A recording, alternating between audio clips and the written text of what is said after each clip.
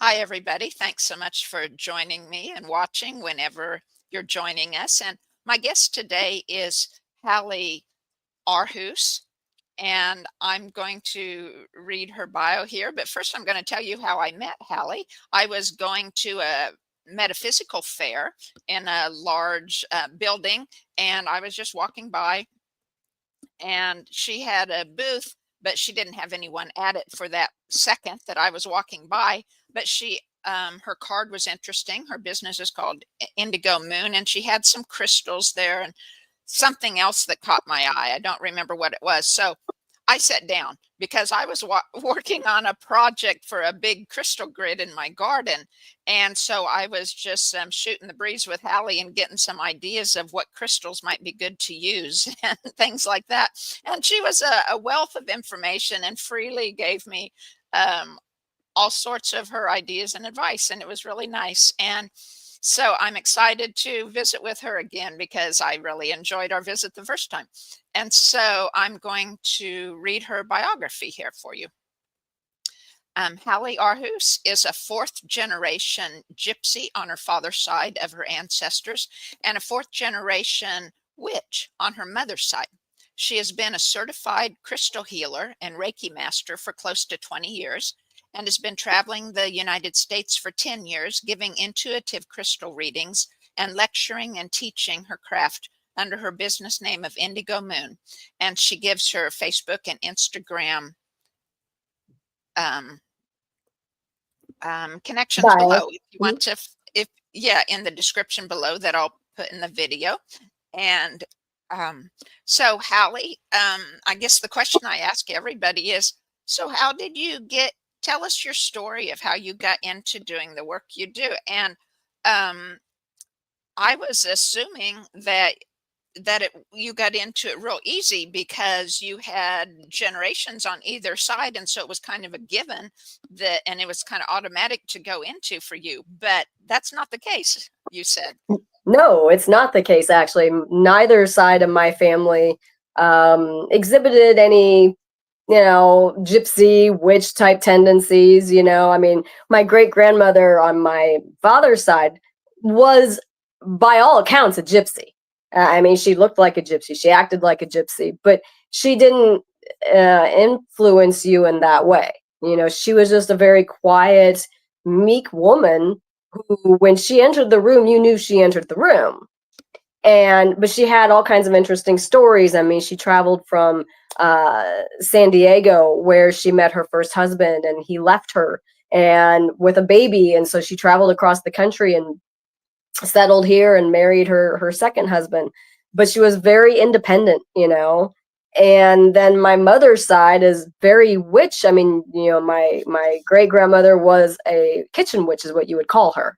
A fabulous cook, and was able to go out in the garden and plant herbs and different things like that. But it's not like they took me under their wing and told me any of these things. The closest that I ever got to influence was my great aunt, who traveled all over the United States, and she would bring me back stone specimens. And she would give them to me, and they would talk to me. And I remember sitting in my room with all these specimens around, and I would talk to them and hold them. And I didn't know about meditation back then, but meditated with them. But it wasn't until I was 33 when I had my first son, and he was very sick and Western medicine couldn't help me, that I turned to the metaphysical world for help. And that's where I became a crystal healer and a Reiki master, because I needed to be able to help my son. And after I was able to get him into a better place, I went back to the crystals and I said, okay, what do I do with you now? Because there's clearly something to this. And I had studied the metaphysical world almost my entire life. I was an avid reader. And so it's not that I knew nothing of this world, but I never thought that I would be a psychic. I never thought that I would be a Reiki master or a crystal healer. That's just wasn't my life. And so I sat down for 5 years, and Spirit and I came up with the system that I use for my readings, and the rest is history. Well, very nice. but that brought up a question to me. So when you decided then to um, explain in your biography or to tell people that you have generations of gypsies and generations of witches, what did your parents and grandparents then think of you using those terms about them? Or did they know? My mom knows, because I told her. My dad is very much a non-believer, and our agreement is we don't talk about it. That Yeah, sounds like most of my family. Yep. right. Okay. And Anytime I I go mean, there, seal the lips. seal the lips, throw away the key because he doesn't want to hear about it. I mean, he's glad that I'm doing something that I love to do, and Right. by all accounts, he says that I'm good at it. But that's as far as it goes. When he's out of the room, my mom and I talk freely. My mom's always been very open to the metaphysical world and the ghost world, the paranormal world, but only when my dad's out of the room. So, again, this is something that I had to piece together from some stories that I heard later on about these different people. I only knew my great grandparents. I didn't know anybody beyond that. But from stories that I got from my mom and my dad and their parents, I was able to figure out how far back this goes. And it goes back further than that. I just, I don't know them, and the stories kind of stopped. So, Right. So could you tell me or tell listeners, um, how do you see it being the difference between gypsies and witches? Where is there a line, or are there distinct differences? I think there's a distinct difference, especially in the use of magic. Gypsies are very earth, and so are witches, but gypsies typically don't use energy in the same way. It's hard to describe because as a witch, you think of, sparkles coming out of your hands and stuff like that. And there's a very real energy when I think of my witch side. My gypsy side is more intellectual, more knowledgeable as far as being able to, the big thing that I would say for me, the difference is the gypsy in me is the writer, where Okay. the witch in me is the magical side. It's the crystal side. It's that side that can do divination and those kinds of things. Not that I can't do divination on the gypsy side. It's just that's where I draw my information from. Okay. And what do you write? I didn't know you wrote. So, yeah, I've written several things. I'm actually working on a crystal encyclopedia book. It's actually a medical book. Um, Nice. I've written my own set of oracle cards. I am working on a twin flame book. I've got a bunch of different projects in the works. I am in the process of writing about a half a dozen children's books. Now they have nothing to do with the metaphysical world, but I find that fun, and I work in a library, so Well, very cool. Um, yeah, awesome. I think that's totally great. So, do you sell then you're working on the crystal book you said, but your oracle cards, do you sell I, them? I do sell them. I only sell them at fairs, so you have to come to the fairs and buy a set. Hmm. I don't sell them online or anything like that. So, Hmm. I hope to at some point, but I would have to go through a different printer, and Hmm. I wanted to stay within the United States. And so I found a printer in Florida, but I got to be honest, it takes a long time for them to get printed. And so I don't Uh, sell them online because of that. So it's mhm. only when I have them that they're available. Okay. Hmm. Hmm. Now, So, people can always call me or text me and ask me for them. And if I okay. have them available, I do actually have some available at the moment. And I can mail them out, but typically I only sell them when I'm at fairs. Hmm. Hmm. Well, great. So, when did you start? You said at 33. Um, so what was like the order or the progression then as you were um looking into things or starting to do what you do? Well, I say 33. When I was in my 20s, I was actually a correctional agent. Worked for a correctional institution, male institution here in Omaha. And while I was there, I also worked for a haunted house, and I was the bodyguard to a psychic. And she actually Wow. was the one who taught me how to read cards and showed me that I had a gift. And so it was funny when she was gone, she got sick. You know, she was an older woman, and she got sick, and the the place didn't have anybody else to read cards, and so they made me take her spot for the weekend. And I Hmm. had never read cards before in my life. I had just been a bodyguard to her, and kind of playing around and this and that with her.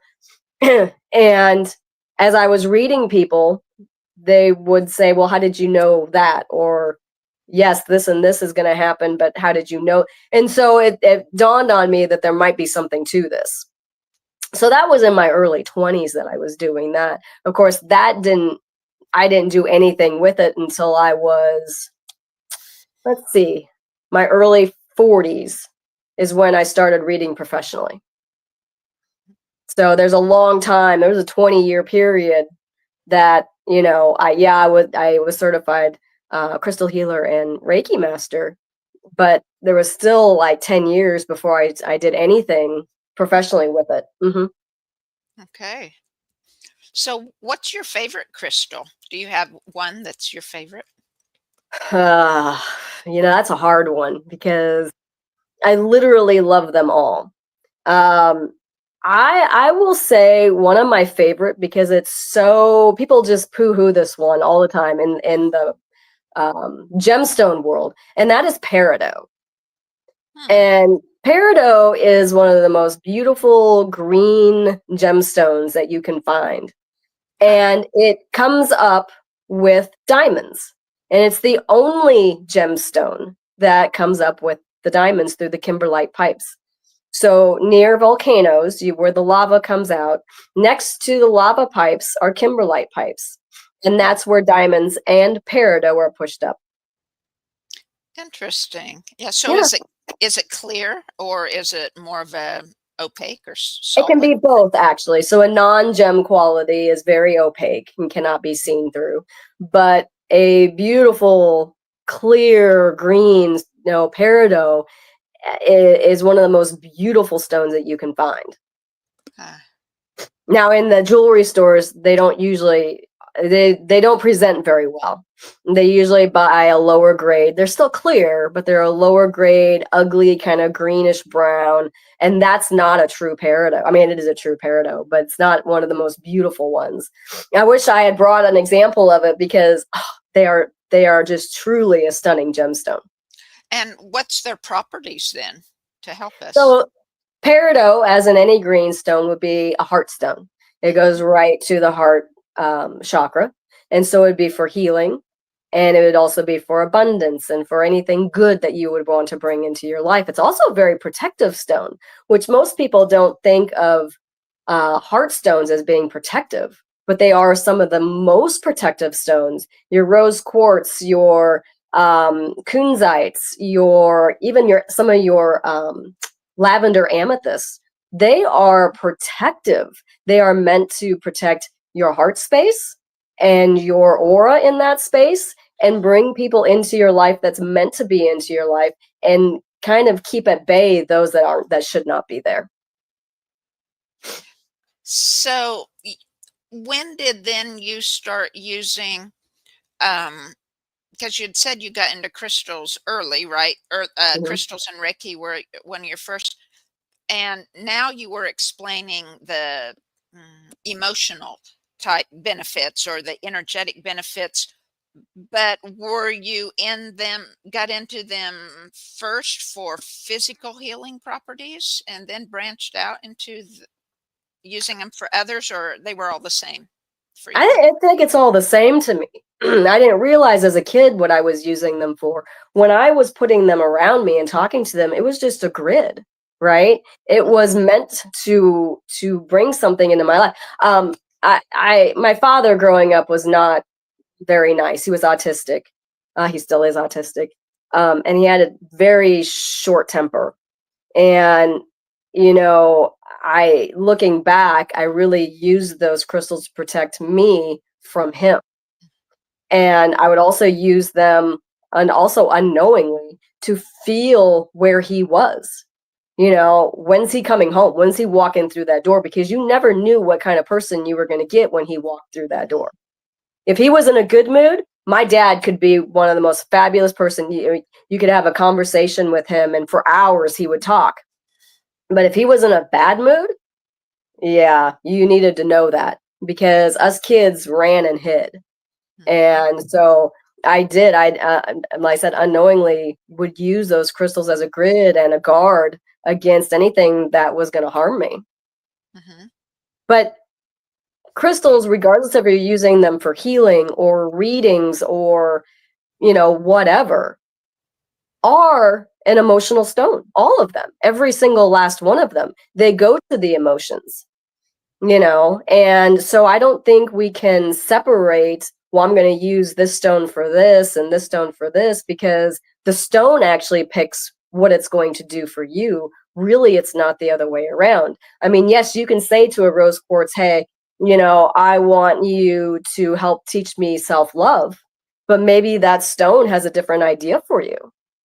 Mm-hmm. You know, maybe it's to bring a best friend into your life, right? And you're thinking, hey, I'm supposed to be working on self-love here, but that best friend comes in to help you also work on that self-love. Mm-hmm. Maybe we take an apophyllite stone because we are lost. Maybe we've lost our path and our way, and we just don't know what to do. And so you ask that apophyllite stone for a path, but it has to teach you where you're at right this minute, to appreciate where you are right this minute, because no matter where you are, you're right where you're supposed to be. And so that apophyllite stone comes into your life to teach you that first, and then it will help you with the other things that you need. Mm-hmm. So Yeah. Well, I know I still don't know the names of a lot of the crystals I have, and I like the raw ones that Mhm. for the most part are uncut or unpolished.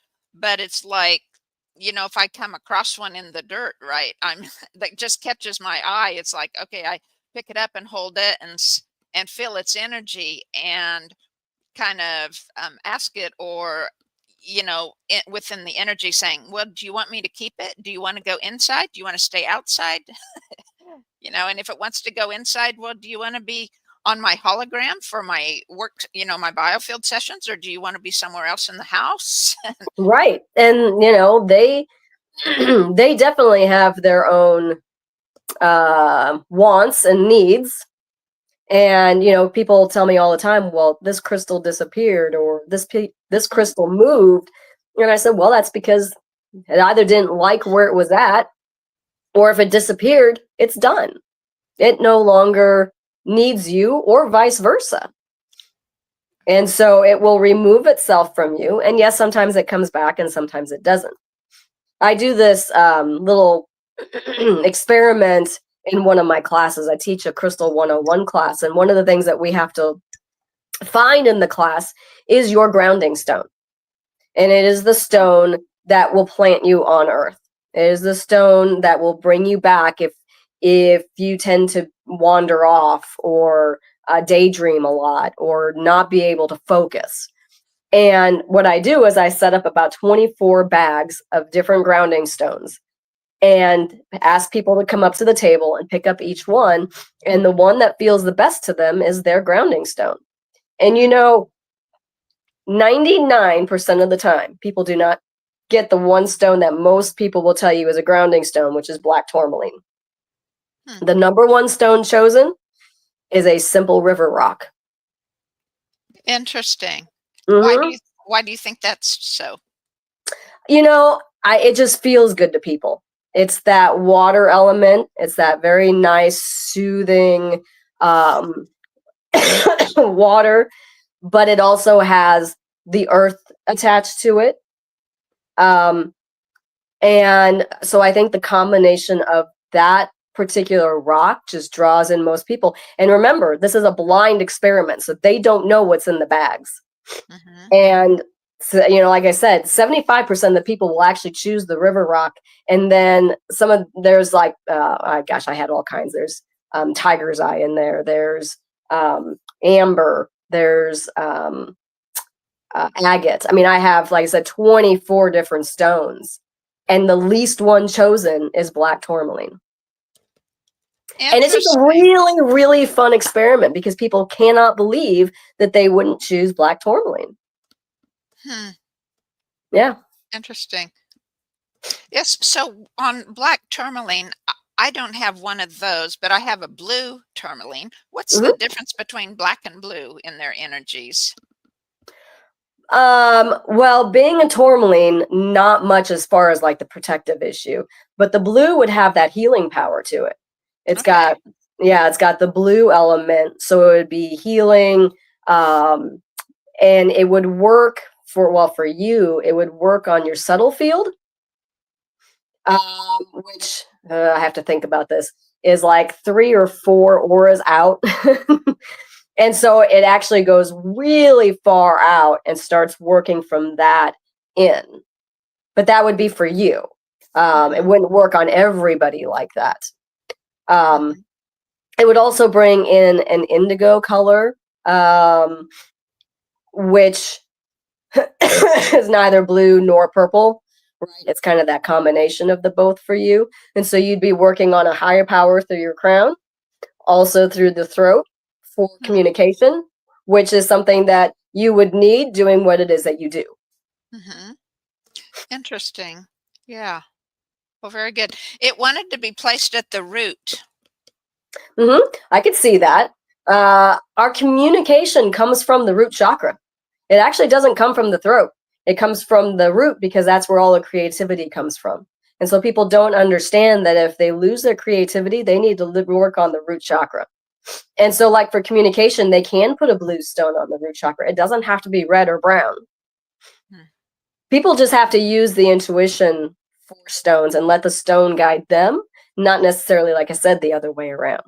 Yeah, yeah. So, talking about the energy reminded me, I just started a feng shui class, and so I'm learning that I guess I should have thought of it before, but I didn't see the house as having a soul or spirit, right? I mean, I knew that buildings retained energy, but I didn't think of it as as their spirit, right? And so since I've learned that, then I've been communicating with my house, right? So do you communicate to your house, or like I see a horse above you in the picture, do you talk with animals? I do. I work sometimes at a farmer's market, and I have a lot of people bringing me their animals at the farmer's market. That's actually how I started doing this.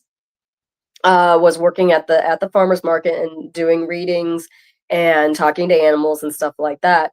I grew up on a farm. I had an adoptive grandfather who lived down the street. He was an old South Dakotan cowboy who was raised on the reservation, the Lakotan reservation. And so I learned how to talk to animals at a very young age. He had a horse named Old Blue, and Old Blue was a Welsh pony. And everybody got indoctrinated on Old Blue. And you had to get on her, and she would dump you off the first time you rode her. And if you got back on her, you were golden. If you didn't, you were never able to ride her again. Oh, wow. And she would tell you when you got on, I'm going to throw you off. And she would throw you off, and then she'd come over and she'd, whinny at you, telling you to get back on. And it didn't matter how hurt or how much wind you didn't have, you better get back on. So, but that picture actually came from my grandpa Jensen.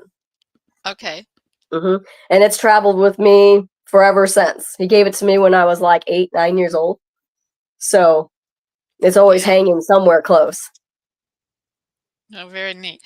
Um, gosh, this was a it just I don't know if there's a connection. There must be, but the only real connection I have with the horse is that my grandfather was a farmer rancher also, and he had a ranch hand that worked for him, and I was a little baby, Hmm. and he came up to my mom and he was drunk, but he gave my mom 6 silver eagles, Oh um and said you should have that she should have named me Star after the horse yeah. Aw. or something. And so I don't know. Anyway, that just No. popped to my mind, and that uh, if there's a connection between abundance and horses, or money and horses.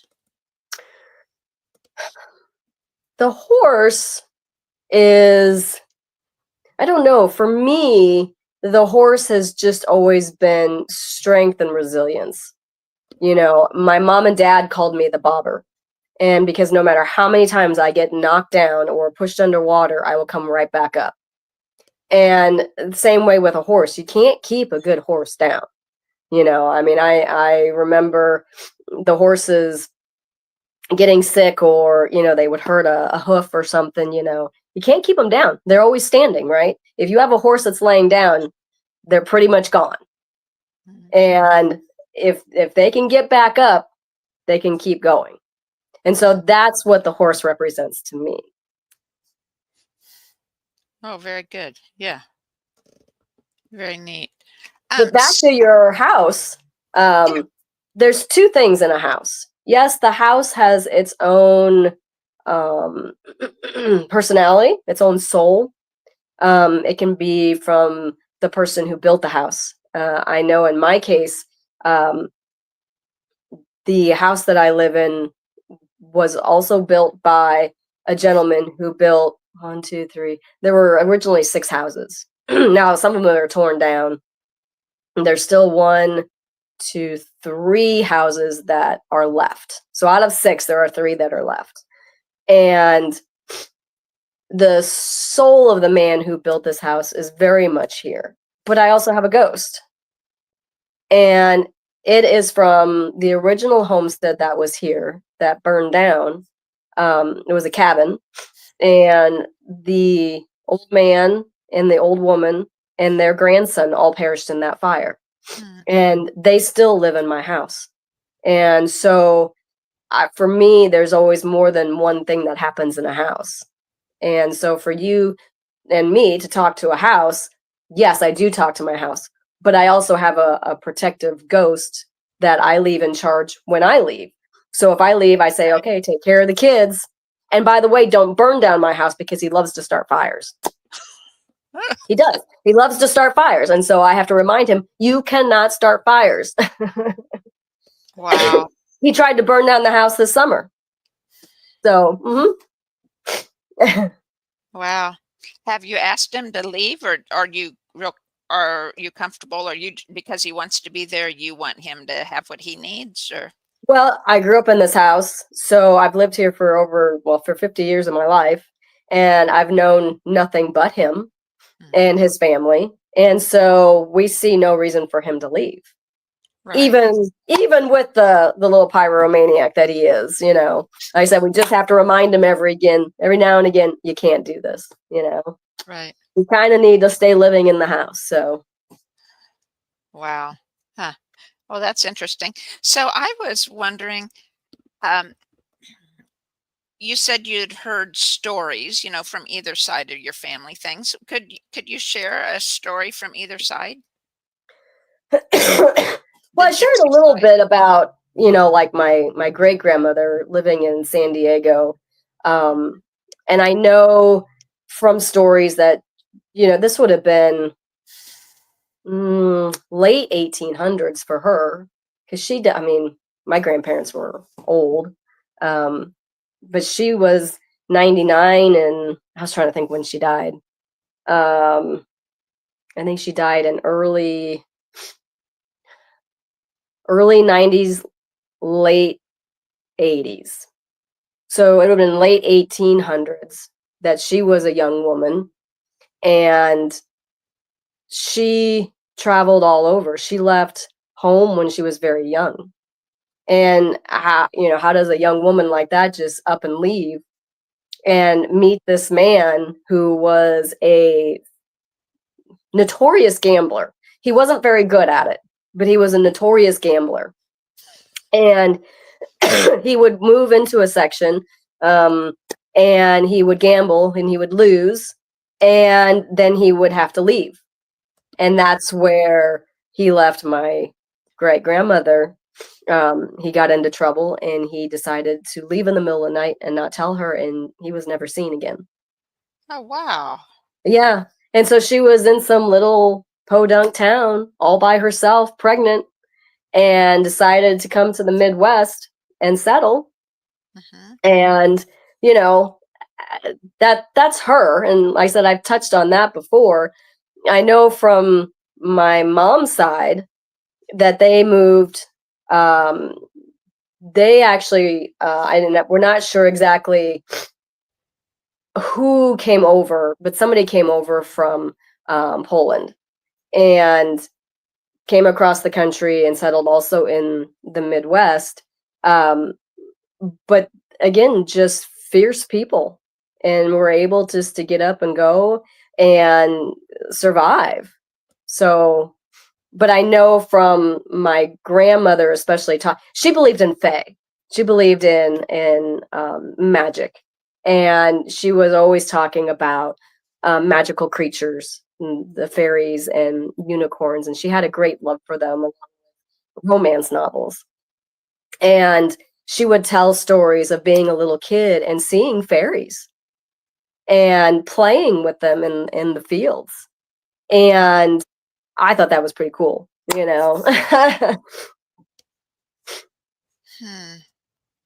you? And I was too little to know or to have a conversation with my great grandmother.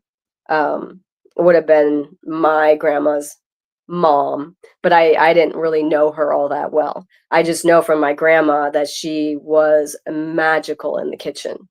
I mean, the woman could cook like none other. And my mom recounts stories of her cooking and has tried to copy her recipes. Now, my mom's a horrible cook. I'm not even gonna lie. She's a horrible cook. She ruined every basic dish growing up, and I thought food was actually just really that bad. Until I started eating at other people's houses and restaurants, and then I'm like, oh wait, no, it's just my mom. I know that sounds terrible, but Mom, if you see this, I am so sorry. But she could take two ingredients and make something great. She was just that kind of a person, and you have to have magic for that. So Very cool. So you'd said now, like you don't like see clients or do things like out of your home or out of an office or something, but you travel weekends or to the different fairs. Do you think that's part of the gypsy or witch in you coming out and liking that part of it? very much the gypsy. When I had my kids, I felt very trapped. I called it the parent prison, because I couldn't go anywhere. My ex pretty much abandoned me and the kids. He, I don't want to say he's not a good father. He is a good dad, but he just can't be there, could not be there on a day-to-day basis. My oldest son is autistic, and he couldn't deal with that. And so his dad and mom also were very, very sick. And so when we got married, we agreed that he would live with them and help them until they didn't need help anymore. And he just never came back. So we ended up, separating. We're actually still married because of the kids, but I don't know what to say about that. But when I don't want to knock him too bad because he's not a bad person. We're really good friends. He just can't be here. But when I had the kids and I started feeling more and more trapped, I looked at the travel as an opportunity to get away. It was my little escape on the weekends to just be myself and be more than just a mom in the house all the time because I didn't work. Right. And that's what it became, was kind of an escape. And now that my kids are older and they don't really need me, now it's for something to do. I don't have to feel, alone. And I mean, my kids are still at home. They're almost 19, almost 16, and 13. But they're old enough that they've got friends and they've got jobs and they have school and a whole life that doesn't include me. So, the travel is for me now. But when I am at home, it is still about them because they do still need the mom taxi, and go out and do things with them and stuff like that. So that's why I don't take clients at home. Is when I'm home, I'm home. When I'm on the road, I'm on the road. Yeah, that's nice. Yeah, Hmm. good. Hmm. But I think if it weren't for that, I would be driven crazy by not going anywhere and doing anything because I very much am a traveler. Hmm.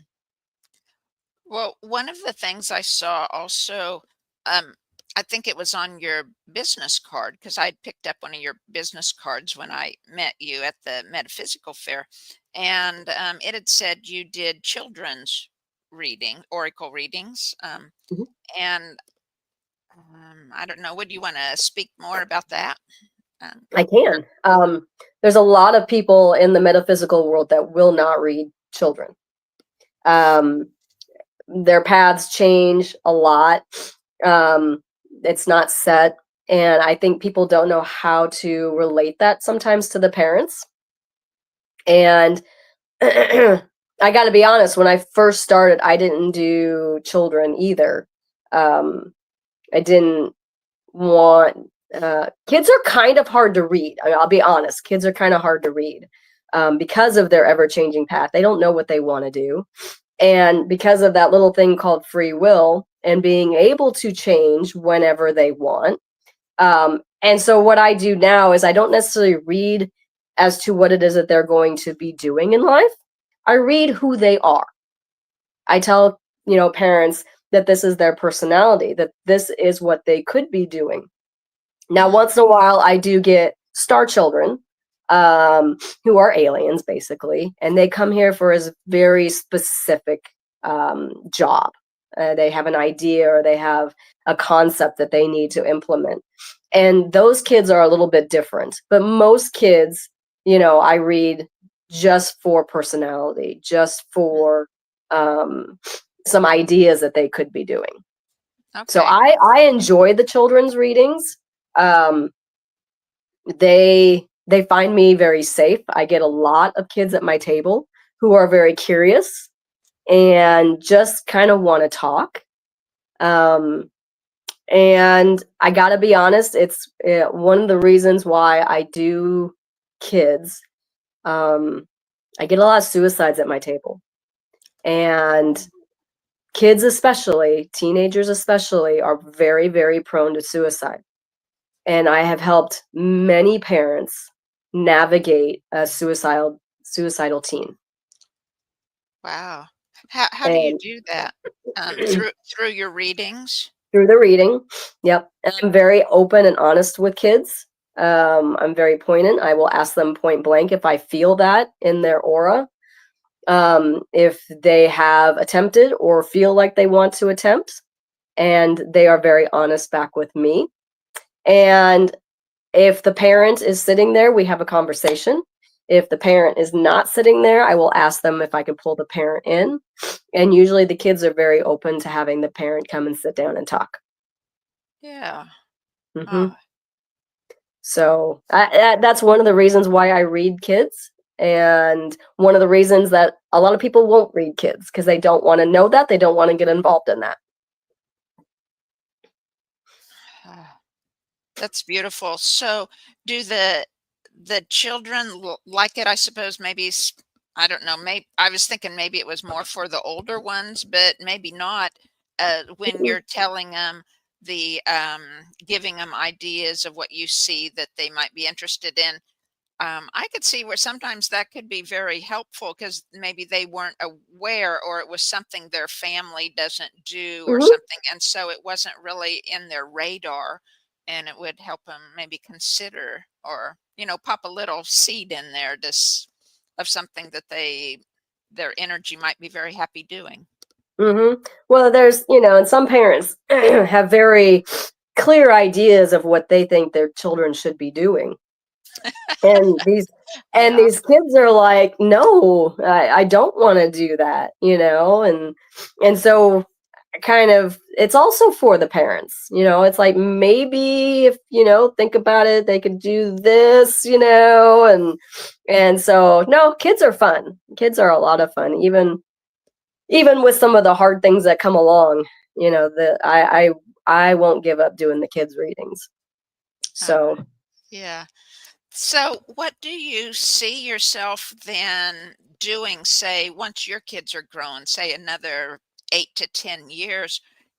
What's in your desire in there? Have you looked it into all that? I have been wanting to start a mobile metaphysical store, and that's what I will do when the kids are gone. When I'm no longer tied to a house, or if I give the house to the kids or whatever, I will retrofit a huge vehicle and just travel around the country and do that. And stop here and there and just meet people and do readings and sell little trinkets just like a gypsy. Well, I think that'd be fun. What popped in my mind was, say, oh, what are they called? Sometimes the towns or cities will have Friday night art walk, or Mhm. walk in the park or whatever, and you could just pull up there next to the hot dog stand. Yeah. Yeah, and I've always wanted an old streetcar, or like a double Oh, decker bus or something like that, yeah. and pull it on a trailer and just pull up someplace and have beautiful ornate, woodwork on it, and just really fun and cool so people want to come and see you. Mhm. That would be great. Yeah. I would love to come see you. Be I sure to know, let me right? know It's when a you do. good. Yep, I think it'd be fun. Uh, So, well, for sure. Yeah. Well, and then I awesome. could call the kids and go, "Hey, I'm in this city now, so if you want to come see me." That's right. Mhm. Oh, beautiful. Mm, very beautiful.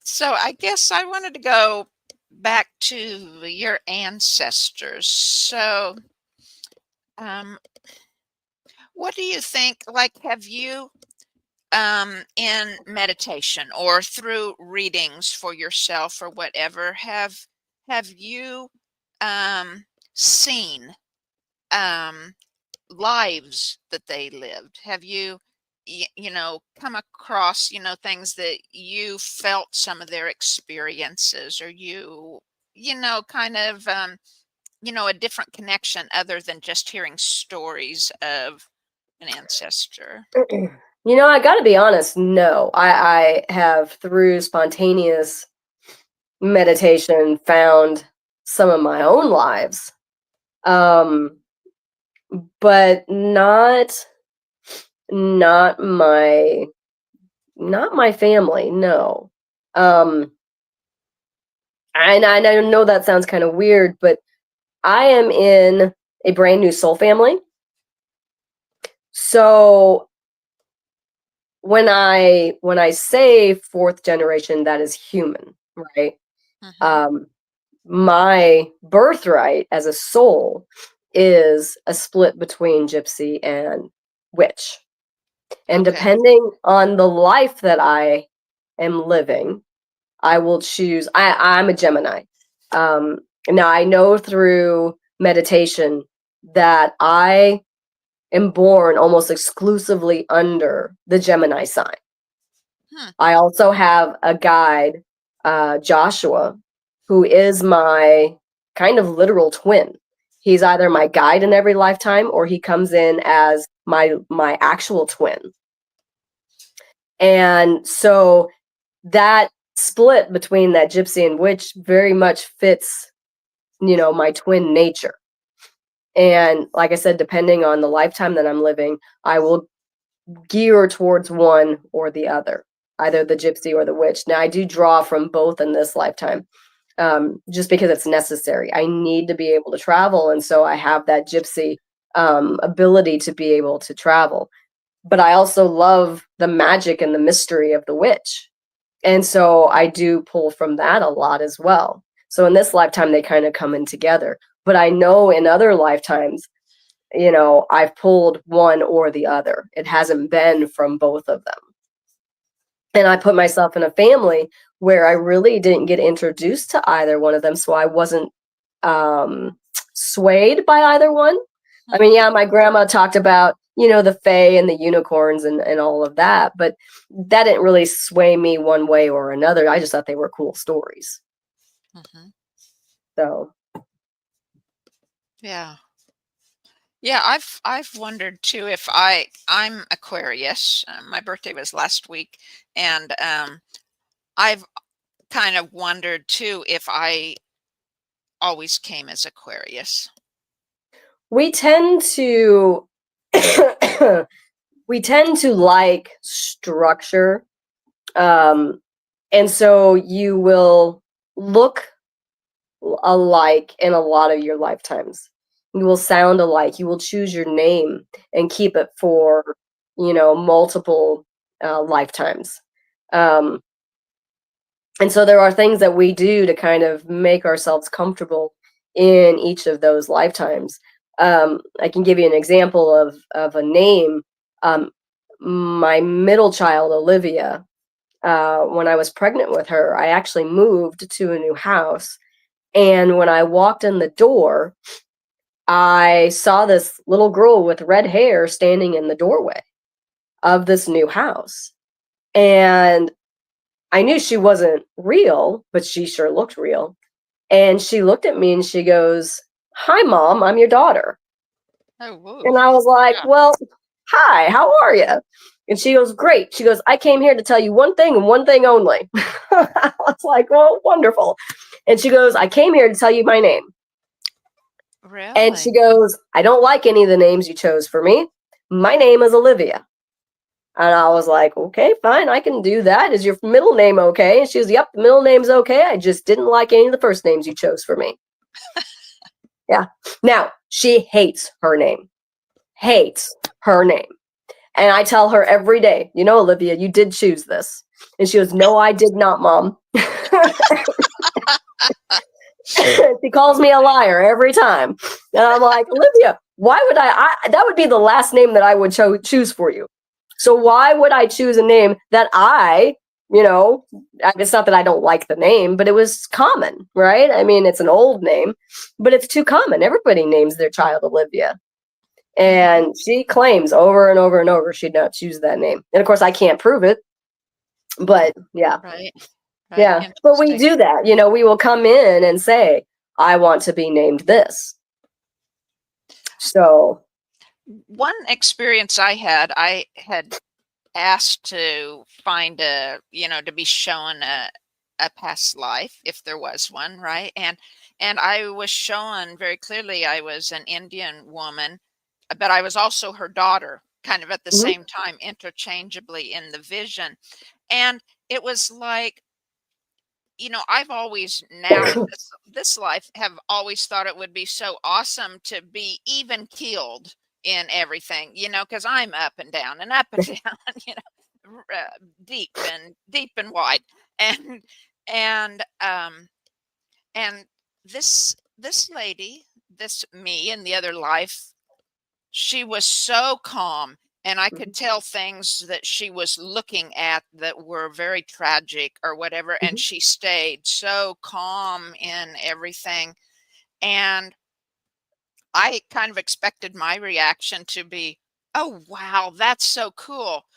But it wasn't. It was like, "Oh, I can't do that. I have to feel." So it's like I came to feel in this life, I Oh, guess. yeah. Well, I mean, depending on the lesson that you're working on, which if feeling was something that you needed to understand, right, you're going to put yourself in a body that will feel.